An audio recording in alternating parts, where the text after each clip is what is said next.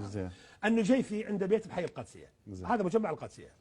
بموجب وثائق في البرلمان أصرف 2.7 مليارين و700 مليون دينار. اسمع الرقم ايش قد؟ 2 مليار 700 مليون للمسبح ولتطوير البيت مالته بوثائق موجودة في هذا البرلمان. هذه اندفعت الأموال على بيت مال الحكومة في الافتراض. زين، هو الآن قاعد بهذا البيت بصفته شنو؟ كان عنده اثنين، واحد بالخضراء انطى وزير الدفاع. ما تتحدث عن أسامة النجيفي. عن أسامة النجيفي.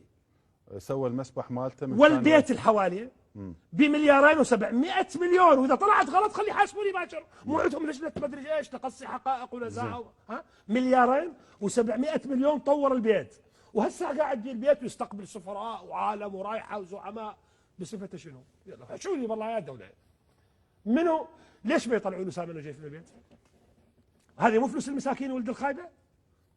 هسه انا ما بدي احكي على قصور عمار الحكيم، بدي احكي على قصور النجيفي. انا اقدر عليه. مو هو مليارين و700 مليون دينار دفعت لترميم البيت.